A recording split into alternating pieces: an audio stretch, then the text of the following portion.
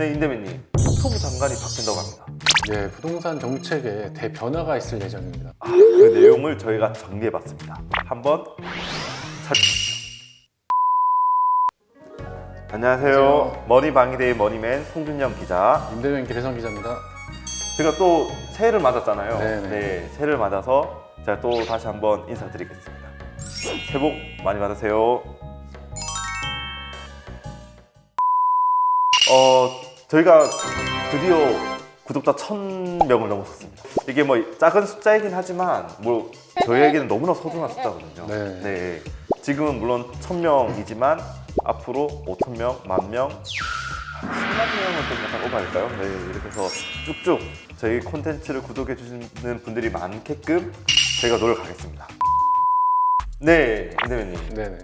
저희가 새해를 맞았는데 상황이 엄청나게 많이 바뀌고 있는 것 같아요. 특히 부동산 정책을 담당하는 최고 부서에서 지금은 수장 교체가 지금 이루어지고 있잖아요. 네네. 이미 네. 예정된 상황인데 네네. 또 저희가 또 촬영일 기준으로 오늘 인사청문회가 또 있더라고요. 네.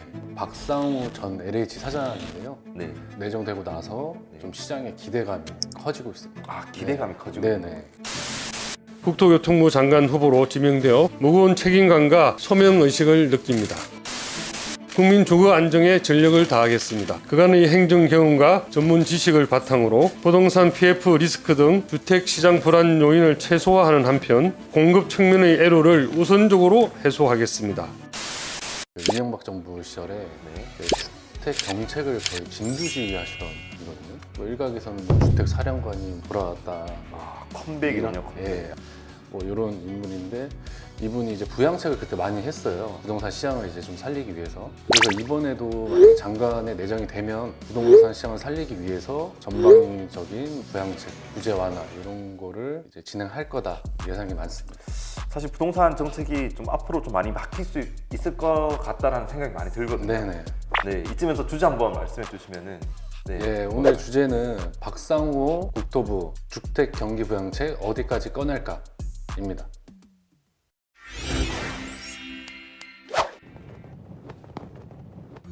임대민님, 좀 소개를 좀 더 자세히 해주시고 또 과거에 어떤 이분이 정책을 했는지에 대해서 좀 설명해 주시면은 구독자들이 좀 더 이해하기 좀 쉬울 것 같거든요. 예, 이분이 주택 토지 정책에서는 이제 손꼽히는 국토부 그 정통 관료로 꼽힙니다. 네. 네네.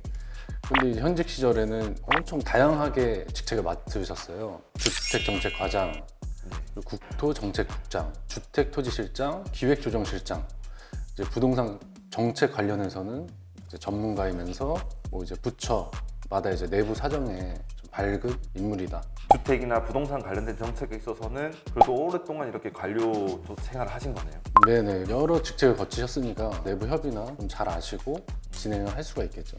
엄청난 이슈가 되고 있긴 한데 네. 왜 이렇게 좀 더 사람들이 관심을 갖는 그런 배경이 있을까요? 국토부 내부 출신 장관은 거의 10년 만입니다. 10년 만에. 네네. 과거 그 이명박 정부 시절에 2011년도 이제 국토부 내부 출신이셨고 네. 이번에 이제 10년 만에 나오는데 그동안의 국토부 이제 수장은 뭐 그동안에 뭐 교수, 재정기획 출신, 이제 외부 출신이 거의 다 했었어요. 10년 동안. 근데 이번에는 국토부 내부 출신으로 이제 바뀐다는 점이 특이한 점입니다. 네네. 네. 그래서 이분은 이제 2010년 9월부터 2013년 4월까지 이제 국토부 주택 토지실장으로 일했습니다.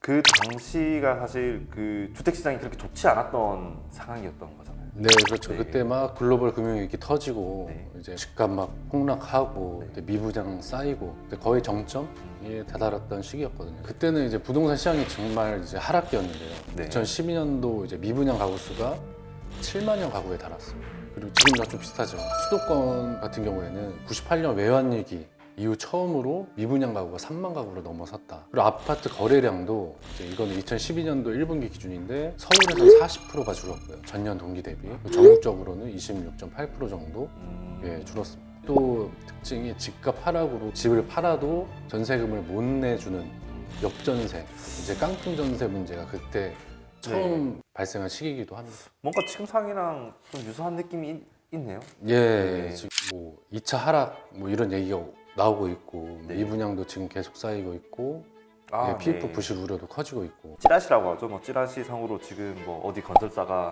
문제가 많다더라, 도산을 할 수도 있다더라 이런 네네. 얘기 많이 돌았었잖아요. 예, 지금 그만큼 지금 상황이 좋지 않다라는 그런 반증이 되는 약간 그런 상황인 것 같습니다.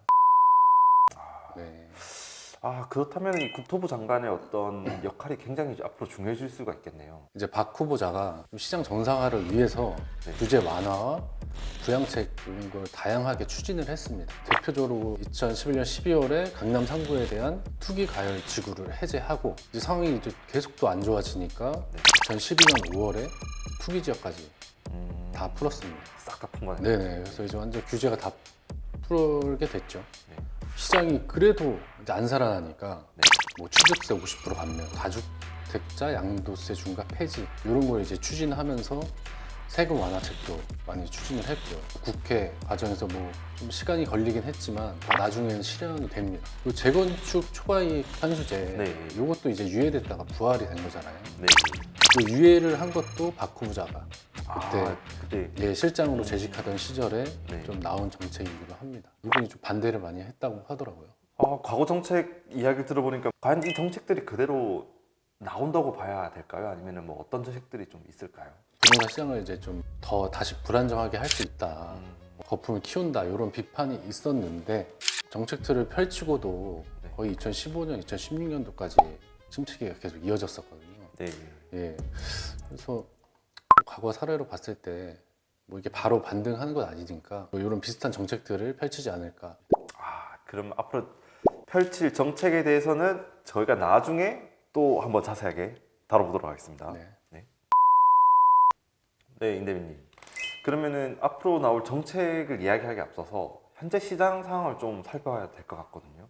예, 네. 올해 부동산 시장이 하방 압력이 이제 커지고 있잖아요. 네. 그래서 좀 MB 정부 시절이랑 좀 비슷해지고 있다. 미분양도 그렇고 거래량도 지금 많이 줄고 있고 네. 그리고 서울도 모든 지표들이 좀 마이너스로 돌고 있어요. 이제 강남 쪽도 좀 흔들리기 시작했거든요. 네. 이게 하락 전환을 해가지고 많이 침체가 좀 시작됐다. 아까 말씀드린 대로 뭐 PF 부실 이런 거 우려도 있고 네. 그래서 언제 터질지 모른다. 또 2차 하락이 그래서 좀 이런 불안감이 커지고 있고 예, 그리고 특례보금자리로 네. 지금 그 전에 일반형이 폐지가 됐잖아요. 네. 그 1월에는 이제 6억 이하 주택 대상으로 하는 우대형 그것만 이제 중단이 되거든요. 네. 그래서 올해도 집값이 좀 반등했던 게 특례보금자리론 이런 게 있었잖아요. 반등세가 꺾이지 않을 뭐 꺾였죠. 예. 예, 그래서 박 후보자는 규제를 풀어야 한다는 그런 입장입니다. 지난 5일에 이제 정부 과천 청사에 이제 처음 출근을 하면서 규제 완화 입장을 갖고 있다. 기본적으로는 규제 완화의 입장을 가지고 시장을 대하도록 하겠습니다. 그 재건축 재개발 사업들 중에 지체되고 있는 것들을 빨리 진행시킬 수 있도록 규제를 좀 완화하고 정부가 지원을 한다든지 하는 그런 전통적인 방법과 더불어서 그리고 내정되기 전에 다른 이제 한 매체랑 인터뷰한 내용이 있는데 정부가 지난해 말이죠. 그때 이제 서울 전 지역이랑 경기 과천, 광명, 성남, 하남 요거만 냅두고 이제 다 규제를 풀었었잖아요. 이제 그때 이분이 하신 말씀이 뭐 남아있는 규제를 찔끔찔끔이 아니고 싹 다 풀어야 된다. 이렇게 말씀하셨거든요. 윤석열 정부 정책에 대해서 그런 식으로 이제 표현을 하신 분이라 추진력 있게 정책을 펼치지 않을까 생각이 듭니다. 그러면은 조금 더 구체적으로 들어가서 네네. 어떤 정책이 나올 걸로 좀 시장을 예상하고 있습니까? 지금 보면은 강남 3구, 강남 3구. 네네. 네. 나 지금은 또 용산구가 포함이 돼 있죠. 네. 그래서 4개 구에 대한 규제 지역을 해제한다. 이게 좀 전망이 많고요. 왜냐면 여기가 이제 무너지기 시작하면 다른 데도 같이 이제 다 동반 하락이 오거든요. 좀 시간은 걸리겠지만 규제부터 풀지 않을까 생각이 들고요. 이제 조정 대상으로 묶이면 그동안 이제 양도세랑 취득세, 종합부동산세 이런 게 중과가 됐어요. 그리고 대출 규제도 바꿔요. 6억 원 이상 주택을 이제 매수할 때는 자금 조달 계획서, 분양권 전매도 제한이 돼요. 시장이 좀 강남을 중심으로 움직이는 게 있으니까 좀 불안감을 좀 먼저 없애지 않을까 이렇게 생각이 듭니다. 지금 규제로 묶여 있는데 그 매수를 하면 실거주를 해야 되는 네네. 규제인 거죠? 맞죠? 네네, 그런 것도 있죠. 그러면 뭐 투자 수요라든지 이런 게 좀 더 들어올 수도 있겠네요. 그러면요 규제가 풀린다면은. 그렇죠. 그리고 이제 뭐 세금, 양도세나 네. 뭐 이런 게 있으니까. 좀 더 활발해질 수 네네. 있는 거래가. 네네. 네. 그 다음은 또 어떤 정책들이 있을까요? 그리고 또 지금 나온 것 중에 하나는 저 빌라나 오피스텔. 네네. 여기 비아파트에 대한 이제 규제 완화 이런 얘기가 들리고 있어요. 아파트보다 빌라나 오피스텔 시장은 정말 좀 심각하거든요. 근데 이제 지난해 말부터 뭐 전세 사기 막 네. 빌라랑 오피스텔 중심으로 많았잖아요. 이쪽 규제를 좀 풀어주고 꼭 아파트만이 아니고 다른 주택 종류로 뭐 공급을 하겠다. 이제 이렇게 얘기를 하셨거든요. 네. 근데 좀 빌라나 오피스텔 위주로 규제 완화책을 펼치지 않을까 생각이 듭니다. 이제 오피스텔 시장에서는 주택수 제외 되는 게 좀 되게 관건이거든요. 맞아요. 그게 포함돼가지고 네네. 불리해졌다라고 저는 이야기 들었었거든요. 예. 네. 그래서 여기 2020년 8월에 이제 정부가 하도 오피스텔 막 이제 투기, 과열 이런 게 감지가 되니까 주거용으로 쓰이면 주택수에 포함하도록 이렇게 했거든요. 무주택자로 인정이 안 되거든요. 이런 것 때문에 시장이 많이 고사 상태다. 지금 난리가 났죠. 그러면 빌라는 그럼 또 뭐 있나요? 이제 빌라 같은 경우에는 요 전세보증금, 요 반환보증보험이라고 하죠. 가입 기준대에 대한 기대감이 있습니다. 정부가 그 전세보증금 반환보증보험 기준을 공시가격의 126%로 줄였거든요. 네. 기존에 150%였어요. 공시가격 2억 원인 빌라다. 그전에는 3억 원까지 보증을 해줬어요. 네. 그럼 세입자는 3억 원에 매입을 하고 보증보험을 받고 줄이고 난 이후부터는 2억 5천만 원으로 한도가 줄어듭니다. 그러면 이제 새로운 세입자를 받을 때 5천만 원을 낮춰서 이제 계약을 해야 되는 거죠. 왜냐하면 지금 전세 사기 때문에 보증보험 안 들면 안 하잖아요, 사람들이 전세 계약을. 그래서 집주인들은 뭐 새로운 세입자를 구해도 기존 세입자를 또 내보낼 목돈을 또 추가로 마련해야 되는 그런 상황이 계속 발생을 하는 거죠. 그래서 요거를 좀 다시 확대해 주지 않을까. 그렇게 추측을 하고 있다는. 네네. 물론 이게 영상이 나갈 때는 작년 이러겠죠. 둔촌주공 살리기를 하면서 실거주 폐지를 이야기했었잖아요. 예. 근데 이게 지금 법안이 통과가 안 됐단 말이죠. 예. 이거는 좀 풀어낼 수 있을까요, 국토부 장관이? 요거에 대한 의지도 좀 나타내주고 있는데요.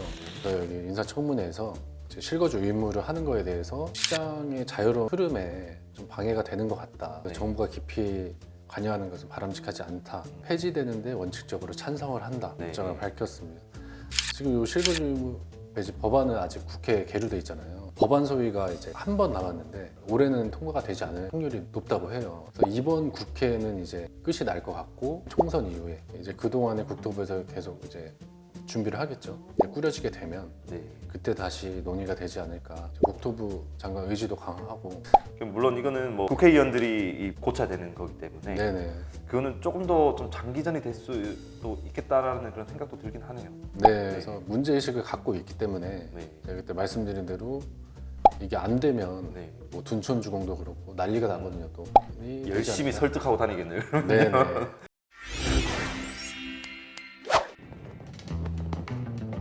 네, 임대민님 지금까지 살펴봤는데 일단은 규제 완화 쪽으로 초점이 맞춰져 있다. 저희가 부동산 정책도 저희가 좀 많이 다루긴 했는데 이 시장의 어떤 중간중간마다 정책의 힘이 생각보다 크더라고요. 물론 이게 시장의 힘이 더 크긴 하겠지만 그래서 앞으로 저희가 이런 정책들의 변화들이 있을 때마다 짚어보는 그런 시간을 좀 갖도록 하겠습니다. 저희 이벤트도 많이 참여해 주시고 구독과 좋아요도 부탁드립니다. 네, 지금까지 돈줄의 길목을 지키다 머니방위대의 머니맨 송준영 기자였고요. 임대맨 기래성 기자였습니다. 감사합니다.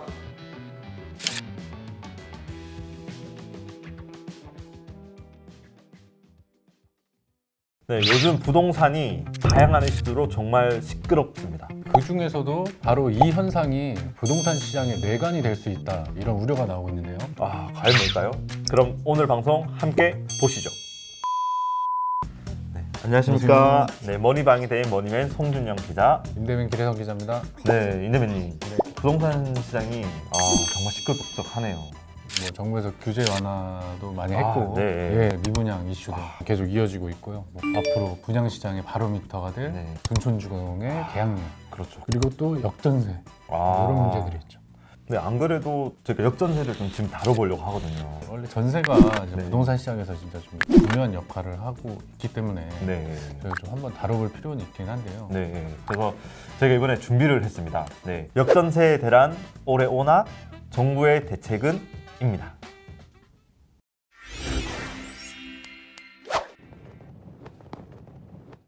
네, 우선 역전세를 좀 살펴보기 전에 네. 이 전세 제도를 한번 좀 살펴보면 좀 좋을 것 같다는 생각이 들거든요. 네네. 그래서 제가 이해하기로는 이런 전세 제도의 어떤 기본적인 틀은 되게 좋은 정책이더라고요.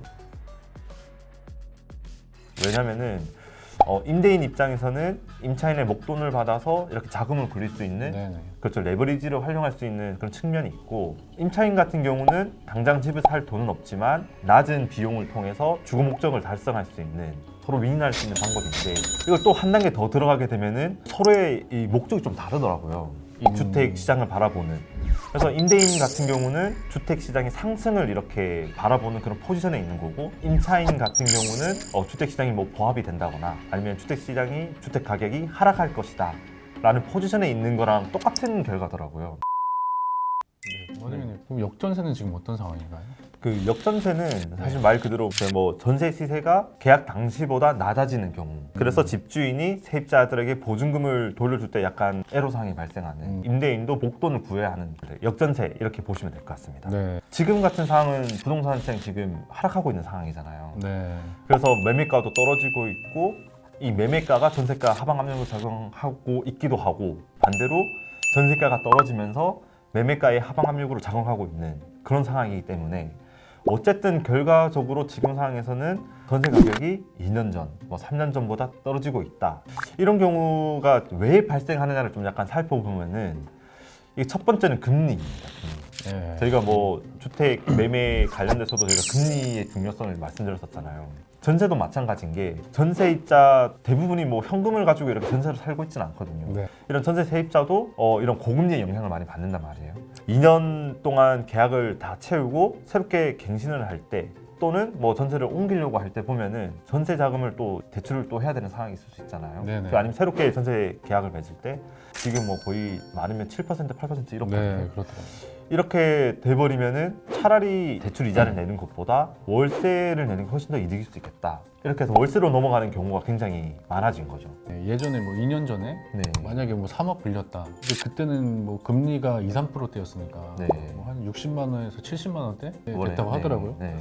근데 최근에는 이제 뭐 6%, 7%, 뭐 거의 150만 원 이상 뛰었으니까 그 2년 전보다 100만 원을 더 내고 있는 그런 상황이 됐는데, 그래서 어떻게 보면은 지금 170만 원, 뭐 150만 원 이렇게 내는 것보다 월세를 120, 130 이렇게 낸 거 이득일 수 있다라는. 네, 그래서 월세 수요가 좀 많이 늘긴 했죠. 네. 지금 전세에 대한 수요가 전반적으로 좀 줄어들고 있다. 그래서 지금 전세 가격의 하방 압력이 높아지고 있다.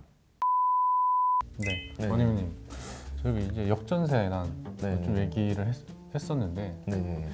이게 왜 좀 시장에 중요한지 좀 네. 얘기를 해주시죠. 자금을 이렇게 융통할 수 있는 능력이 된다. 네. 이러면은 이 역전세가 크게 문제가 되지 않을 수 있는데, 문제는 그런 연력이 안 되는 집주인이 있을 수 있고, 특히 갭투자 같은 경우는 전세를 끼고 주택을 매수하는 갭투자라고 하잖아요. 네네. 갭투자를 하시는 분들 중에서는 자금 여력이 되지 않는 경우가 굉장히 많습니다. 2019년도 네. 하반기부터 네.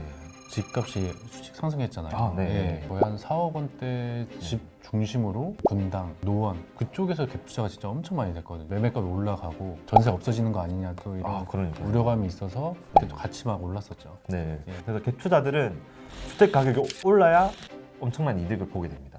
뭐 예를 들어서 갭을 뭐 3억짜리 주택이 있고 전세가 2억이라면은 1억만 있으면 집을 살 수 있는 거잖아요. 네. 전세를 끼고 살면은. 네. 근데 주택 가격이 뭐 4억, 5억 이렇게 오르고, 또 전세 가격이 또 오르면은 주택 가격에 대한 그런 자본 차익뿐만 아니라 전세 자금이 오르면서 또 여유 자금이 또 생기는 그런 걸 생각하고 갭 투자를 하는 건데, 네. 지금 상황이 완전히 반대로 돼버렸단 말이에요. 네. 전세 가격은 내려가고 지금 주택 가격도 내려가고 있잖아요. 네네. 그러면은 주택 가격에 대한 어떤 손실이 발생할 수 있고, 문제는 전세가 어떻게 보면 이 갭 투자자들한테는 레버리지란 말이에요. 네. 빚이란 말이에요. 네. 보증금을 그대로 내줘야 되는데 이걸 못 구하게 되면은 기존 전세 세입자도 문제가 생기는 그렇죠. 거고, 갭 투자자들도 문제가 발생하게 되는 거죠. 그렇죠. 네. 돈매물 많이 나오고 있잖아요. 세입자들이 이제 좀 뭐 보증금을 받을 네. 기미가 안 보이니까 네. 뭐 경매로 넘어가는 경우도 되게 많더라고요. 아, 예. 맞습니다. 예. 전세 시장에 어떤 불균형이 계속 이렇게 발생을 하면서 주택 가격이 내려가고 있고 그리고 경비가 많이 쏟아지고 있다. 결국은 어떻게 보면은 이게 전세입자 같은 경우는 보증금을 온전히 못 받으니까 사회적인 문제가 될 수도 있는 거고 부동산 시장에도 문제가 될 수 있는 거고 부동산 시장에 자금을 대는 금융시장 리스크까지 이렇게 번질 수 있다는 측면에서 역전세가 단순히 남의 집 불구경이 아닐 수 있다. 그렇죠. 이렇게 볼 수 있는 거죠. 전세값 변동에서 좀 주목할 필요가 있을 것 같아요. 그런 얘기를 전 사실 좀 많이 들었었거든요. 전세가가 반등을 하고 주택 가격의 어떤 갭이 줄어들었을 때 그때가 반등이라는 그런 신호로 보면 된다는 얘기도 있긴 하더라고요. 어쨌든 지금은 전세 가격이 전혀 받쳐주지 못하고 있는 상황이니까 네, 그렇죠. 주택 가격도 점점 더 하방 압력이 높아지고 있는 거고 그리고 또 문제는 지금은 금리적인 문제 때문에 이런 상황이 계속 발생하고 있지만 내년에 또 신규 아파트 물량이 또 엄청 또 많이 나온다고 하더라고요. 네네. 전국 단위로 봤을 때는 뭐 작년보다 18% 이상, 수도권 같은 경우는 또 9%인가 이렇긴 하긴 한데 신규 물량 같은 경우는 전세를 정말 쫙 뿌려주는 역할을 하거든요. 예, 전세 그렇죠. 공급에 엄청난 큰 역할을 하기 네네. 때문에 부동산 시장, 전세 가격의 하락을 유도하는 것이 아닌가 이런 전망들이 나오고 있습니다. 네, 아무래도 이제 잔금 치를 때는 네. 좀 급전세를 많이 내놓으니까 이 시세가 좀 그때 확 떨어지죠. 특히 뭐 강남 같은 경우도 입주 물량이 많으니까 개포나 이런 데 정말 네. 많잖아요. 이런 데서도 전세 물량이 확 쏟아지니까 전세 가격을 전반적으로 이렇게 낮추는 것이 아니냐. 이게 전세 가격 어떻게 보면은 실거주 가치를 이렇게 대변하는 게 전세가라고 볼 수 있거든요. 강남이나 지금 잠시 핫하잖아요. 둔촌 이런 데서 뭐 전세 가격이 나왔을 때 전세 가격 하락을 유도하면은 기준이 될 수 있거든요. 전세 가격 하락세가 뭐 전국적으로 퍼질 수 있다. 근데 네. 그 뭐 허그 네. 요즘에 뭐 전세금 그 반환 보증 아, 네, 네. 맞습니다. 네. 그것도 좀 말이 많잖아요. 사실 안전장치가 허그잖아요, 사실. 그렇죠. 보증보험인데 재정 건전성까지 좀 위협하고 있다는 목소리가 나오고 있는 게 전세금 못 받으니까 지금 허그한테 계속 보증해달라 이렇게 요청하고 있는 상황인 거잖아요. 네, 네. 허그에서 대신 이제 뭐 대리변제 해주고 네. 그 금액이 지금 역대 최고액이라고 하더라고요. 뭐니면요. 네. 근데 정부에서 좀 규제 완화를 많이 하고 있잖아요. 네. 뭐 대출도 풀어주고 청약도 다 풀어주고 네. 이런 대책은 없을까요? 이거 좀 대책 마련이 시급할 것 같긴 한데. 임대인들을 위한 정책들은 지금 조금씩은 나오고 있긴 해요. 근데 지금 어떻게 보면 전세 수요자들을 위한 정책은 아직은 그렇게 나오고 있다고 보기는 힘듭니다. 전세 수요를 어느 정도 좀 높일 필요가 있다. 근데 전세 같은 경우는 정책에서 직접 하는 게 아니라 뭐 금융기관을 상대로 대출금리 좀 낮춰. 아니면 지금 변동금리가 많으니까 고정금리에 관련된 의견을 좀 달라. 네. 그 말인즉슨 고정금리 대출을 좀 해라. 압력을 이렇게 좀 넣고 있다고 볼 수 있는 거거든요. 네. 근데 일각에서는 정부 정책을 통한 전세 자금 대출이 나와야 되지 않냐. 네. 뭐 이런 이야기는 나오고 있고. 그래야 될 것 같아요. 왜냐면 네. 뭐 금융권이 저쪽으로 연쇄적으로 이제 파장이 네. 있을 수 있잖아요. 네. 하신 말씀이 정말 중요한 게 전월세가 어떻게 보면 밑에서 이렇게 받치고 있어야 이게 네. 주택 가격이 와르르 무너지는 걸 막을 수 있는데 금융 시스템적인 문제를 봤을 때 이런 게 연착륙이 필요한 건데 그런 측면에서 봤을 때 전세 저금리 대출이라든지 그런 게 나와야 되지 않냐. 아까 말씀드렸던 것처럼 금융기관을 통해서 지금 전세자금 대출 이자를 낮추고 고정금리 대출을 유도하고 공시가 대비 담보 비율을 150% 이런 거를 좀 더 높인다든지 뭐 이런 네. 다양한 이야기들이 나오고 있기 때문에 나오지 않을까. 네, 그렇게 예상할 수 있겠습니다. 네. 네. 그리고 뭐 지금 임대차 3법에 대해서도 좀 이야기가 좀 많이 나오고 있는 게 네. 갱신 계약을 하고 난 이후에 세입자들이 그 계약 해지를 할 수 있는 그런 걸 허용하고 있더라고요. 뭐 기사들 물론 검색해 보시면 알겠지만 중간에 해지를 해서 문제가 생기는 경우가 좀 많이 발생을 하고 있습니다. 이게 물론 세입자 입장에서 정말 유리한 정책이잖아요. 어떻게 네네. 보면은 임대인을 편을 드는 게 아니고 뭐 세입자 편을 드는 건 아니지만 이걸 통해서 역전세 리스크 그런 문제가 계속 발생할 수 있다라는 의견이 나오고 있기 때문에 지금 임대차 3법도 약간 좀 새롭게 봐야 된다. 이런 이야기가 나오고 있는 상황입니다.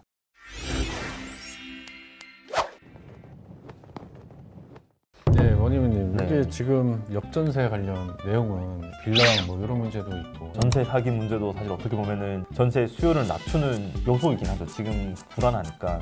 그리고 이 역전세 문제도 한번 심도 있게 봐주셔야 된다. 그런 천에서 한번 이번 영상을 한번 참고해 주시면 될 것 같습니다. 네. 네, 저희는 다음에는 좀 더 유익한 내용 들고 오도록 하겠습니다. 네. 네, 돈줄의 길목을 지키다 머니맨 송준영 기자. 임대뱅 기대성 기자였습니다. 감사합니다.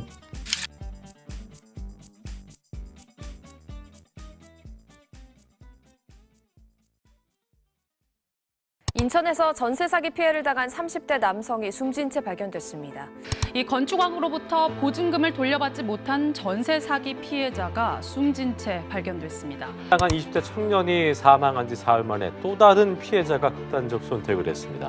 지난 2월에 이어 벌써 2명째입니다. 제대로 된 대책이 없다. 더 못 버티겠다는 내용의 유서가 발견됐습니다. 최대한 우리 피해자 입장에서 대책을 더 세울 수 있도록 하겠습니다. 현재 사기로 피해당한 금액을 국가가 일단 먼저 대납해서 돌려주고 그게 회수가 되든 말든 나중에 국가가 떠나라 그러면 그러한 선례를 대한민국이 남길 수는 없는 거 아닌가. 정부는 생색내기 대책 말고 실효성 있는 대책 즉각 마련하라. 즉각 해결하라. 실효성 있는 대책 즉각 마련하라. 네, 지금 전세 사기 피해가 상당한 사회적인 문제로 떠오르고 있습니다. 예, 전세 사기가 누구나 당할 수 있다는 뭐 이런 공포가 네. 지금 확산되고 있는데요. 물론 뭐 정부가 지금 뭐 대책 방안도 내놓고 있긴 하지만 대처해야 될 부분이 있다고 생각하는데요. 네, 오늘은 더 이상의 피해가 발생하지 않길 바라는 마음으로 이 전세 사기에 대해서 다각도로 살펴보고 어떻게 예방할 수 있는지 그리고 대처 방안에 대해서 살펴보도록 하겠습니다.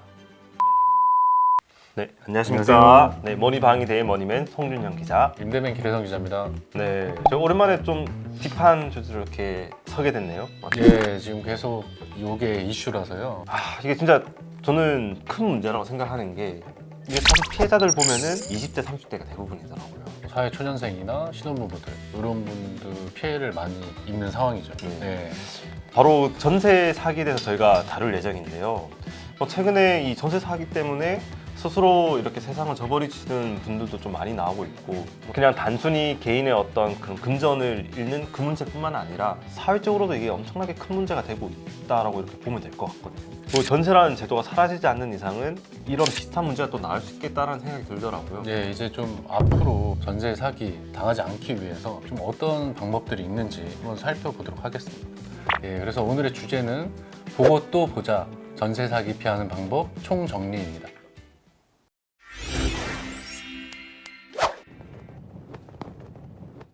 이 전세 사기 유형부터 이미 좀 짚어봐야 될 것 같긴 하거든요. 예. 어떤 것들이 좀 있을까요? 피해자가 많고 지금 문제가 되는 게 동시 진행인데요. 동시진행. 네네. 네.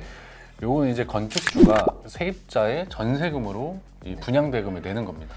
근데 네. 이게 시세에 맞춰서 받으면 상관이 없는데 아, 사기를 치는 사람들 이제 특징이 민간 그 감정평가 기관을 통해서 집값을 좀 뻥튀기를 합니다. 근데 또 거기서 감정가의 150%를 이제 전세 가격으로 받는 거죠. 빌라 시세가 없으니까요. 세입자들은 그게 비싼 줄 모르잖아요. 거기다가 신축이다, 네. 풀옵션이다. 네. 분양업자는 그런 식으로 이제 세팅을 다 해놓고 네. 일명 이제 바지 사장이라고 하죠. 아, 네. 네, 이 사람한테 집 요거 건물 하나 가질래? 뭐 다 세팅돼 있는데, 예, 그러면서 오, 오케이. 지금 전세랑 이렇게 매매 세팅이 된 네. 그걸 이제 받게 되는 거죠. 네, 그래서 이제 분양업자는 이제 수수료를 챙기고 전세금과 매매값이 같은 무게부로 주택 명의를 바지 사장한테 넘깁니다.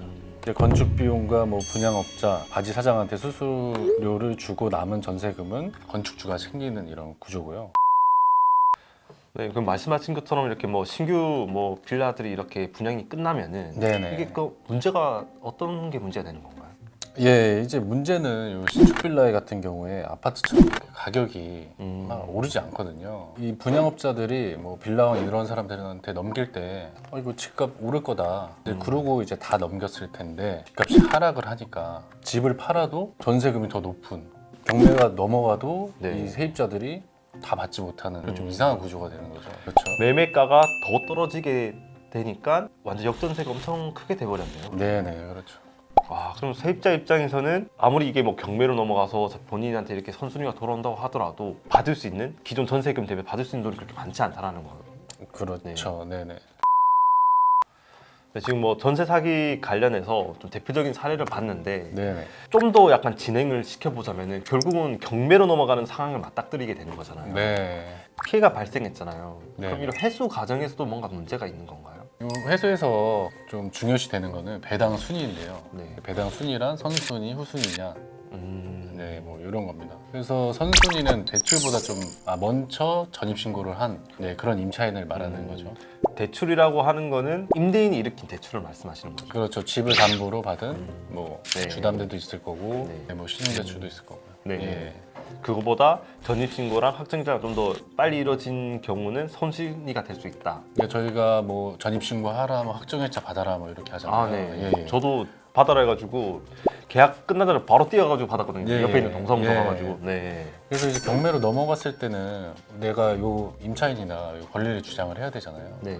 그래서 그런 걸 대항력이라고 하는데 대항력이 생기려면은 이제 거기 실제로 살아야 되고 그리고 전입 신고를 네. 하면은 이제 그런 권리를 주장을 할 수가 있습니다. 그리고 거기다가 확정일자가 있으면 법원에서 연락이 오거든요. 배당 받을 거냐? 배당 신청해라. 배당을 신청하면 낙찰자가 네. 그 낙찰금에서 이 떼야 세입자한테 만약에 은행이 경매를 신청했더라도 네. 세입자 먼저 주고 남은 금액을 은행한테 줍니다. 네, 그런 식으로 막강한 거기 때문에 네. 전입신고랑 확정일자는 꼭 하셔야 된다. 예. 뭐 세금 같은 경우가 선순위가 아. 된다는 그런 얘기인데 그건 어떤 건가요? 네. 이제 보통 세금은 우선 떼가는 그런 게 있기 때문에 네. 피해 입으신 분들이 주장하는 게 세금으로 다 떼가면은 누가 낙찰을 받겠냐. 낙찰을 받더라도 그런 세금들을 좀 이렇게 조회를 하거든요. 네. 근데 완전 이제 많다. 그럼 네. 포기를 해버려요. 예. 그러면 좀 점점 계속 길어지는 거죠. 길어질 수밖에. 예, 기간은 계속 길어지는 거죠. 후순위 같은 경우는 더 상황이 안 좋겠네요. 그러면요. 그렇죠. 예. 좀 꺼내기 조심스러운 이야기이긴 하지만 네. 이번에 좀 피해를 당하신 분, 그 인천 남동공단에서 열심히 일했던 그 친구의 사연을 좀 들어보면은 처음에 계약을 했다가 나중에 재계약을 또 한단 말이에요. 이랬을 때 중간에 그 대출이 만약에 있으면은 후순위로 밀려나는 건가요? 그건 어떻게 되는 건가요? 그분은 네. 대출이 있더라도 네. 나라에서 소액 보증금을 최소한의 금액을 보호해주는 금액이 있어요. 네. 그걸 이제 최우선 변제금이라고 하는데 네. 말 그대로 최우선으로 이제 변제를 해주는 금액이에요. 네. 그분이 사셨던 곳은 8천만 원 이하면은 2,700만 원까지 보장이 됐어요. 근데 이분이 재계약 때 네. 9,200만 원을 재계약을 해버린 거예요. 그러니까 이게 8천만 원이 넘어가니까 네. 2,700만 원도 못 받게 되는.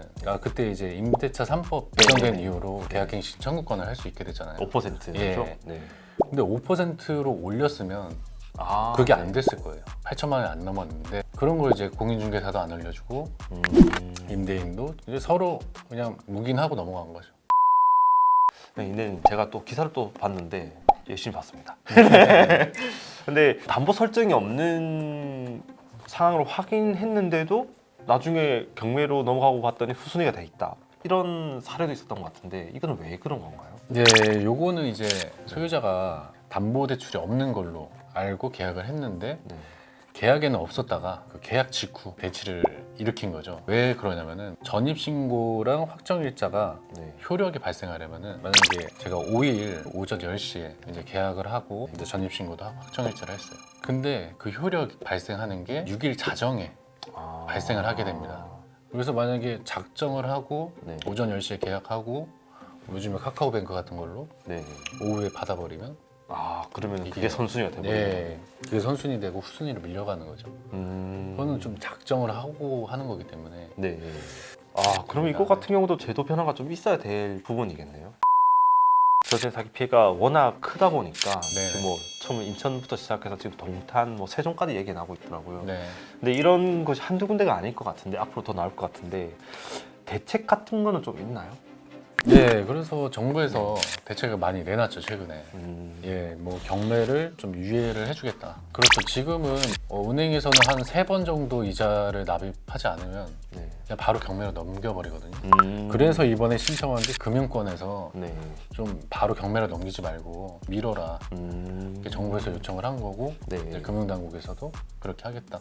그럼 이거 말고는 또 다른 대책들이 있을까요? 네. 이제 경매를 받을 수가 있거든요. 임차인도. 네. 받으면 1주택자가 되잖아요. 무주택자로. 경매를 많이 받았을 경우에. 네. 예, 특별하게 그렇게 좀 인정해 주겠다. 그리고 낙찰 받을 때 그 대출금을 저리로 빌려주겠다.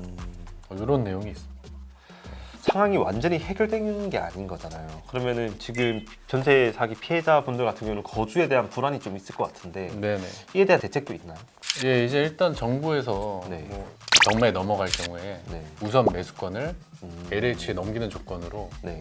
공공 그 임대 아파트에 네. 들어오게 해주겠다. 이런 얘기도 있습니다. 이 뾰족한 대책은 없는 상황입니다. 뭐 일부에서는 뭐 공공 매입, 그 전세 피해당한 집을 공공이 매입을 해서 해결이 되지 않겠나는데 금액이 천문학적 금액이 들어가고 예, 정부에서도 다 선을 그었어요. 네.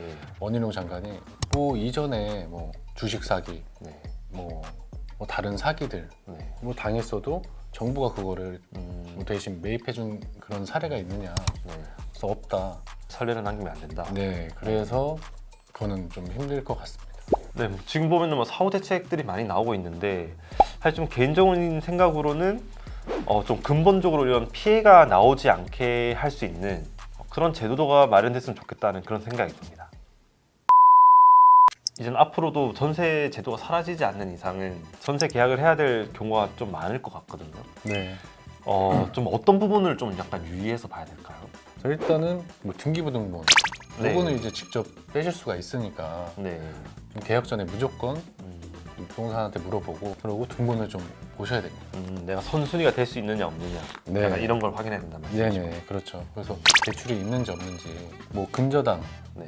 대출이랑 전세금이 시세보다 좀 낮은 경우에 만약에 하더라도 그래야 나중에 경매로 넘어가도 받을 수가 있잖아요. 그리고 네. 또 하나 그 등기부등본을 보다 보면 요즘에 이제 많이 설정이 되는 게 임차권 등기 명령, 요건 세입자가 이제 거는 그런 신청이에요. 이게 네. 전세금을 못 돌려받을 때 원하는 기간에 주지 않으면 네. 네, 세입자가 이제 좀 불안하니까 네. 네, 그때 딱 신청을 하는 겁니다. 만약 그런 게 있다 그러면은 계약을 하시면 안 됩니다. 아예 안 하는 게 낫나요? 네, 그 사람은 일단 그 전세금을 안 돌려준 사람이고 다음에 또 그럴 확률이 높기 때문에 그러네요. 네네. 계약할 때 또 주의사항이 또 있다면서요? 네네. 이제 저희가 계약 외에 특별한 내용을 넣는 거를 이제 특약사항이라고 하죠. 네. 예. 그래서 거기다가 뭐냐 대출금이 있다면 전세금으로 대출금 완납 뭐 이런 걸 표시하는 게 좋고요. 예. 그리고 계약 당일 대출 발생 시 거래 취소, 계약일부터 잔금일까지 이 대출을 받지 않는다. 그런 걸 위반하면은 계약이 파기가 되는 거죠. 세금 이야기를 했었잖아요. 집주인의 세금. 그렇죠. 예. 그거는 이것도 확인할 수 있는 건가요? 좀 이것도 살펴볼 부분이 있나요? 네, 이것도 이제 국세나 지방세 요 완납 증명원이라고 부르는데요. 이걸 좀 확인할 필요가 있어요. 왜냐하면 경매 아까 말씀드린 대로 경매로 넘어가더라도 정부에서 그걸 먼저 떼가기 때문에 떼가면은 뭐 낙찰이 돼도 배당해 줄 돈이 없잖아요. 근데 이제 최근에 좀 그 개정이 이루어지면서 임대인 동의 없이도 뭐 체납 내역을 좀 확인을 할 수가 있다. 문제가 있습니다. 네. 뭐 어떤 문제가 있는 거예요?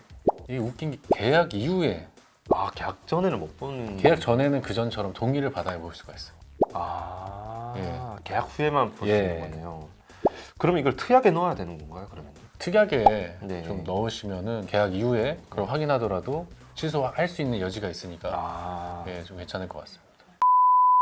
제도가 보증보험이라는 제도도 있잖아요. 이것도 활용하면 좋겠네요. 좀 무조건 해야 된다고 보고요. 이제 보증 받으려면은 뭐 전입신고도 하고 확정일자도 받으면 이제 좀 이렇게 받을 수 있으니까 필수적으로 해야겠네요. 예, 그래서 꼭 들면은 그럼 나중에 나라에서 대신 줍니다. 2년이 되면.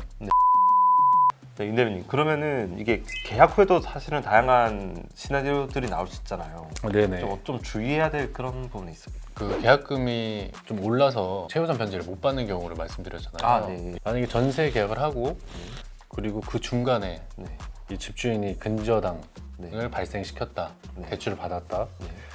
이제 보통 2년 지나면 보증금 증액을 하잖아요. 아, 네. 네. 근데 보증금 증액을 하면 네. 그때 이제 새로운 계약이 돼가지고 아, 네. 예, 이 대출보다 후순위로 밀릴 수가 있어요. 반드시 계약하기 전에 그 등기부등본을 꼭 확인해보고 계약을 하셔야 된다.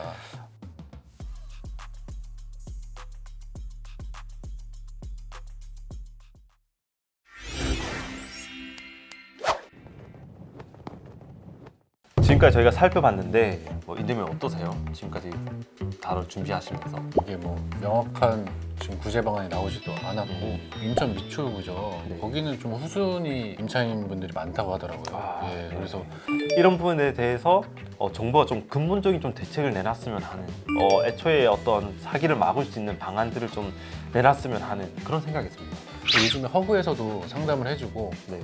안심전세라는 앱도 있어요.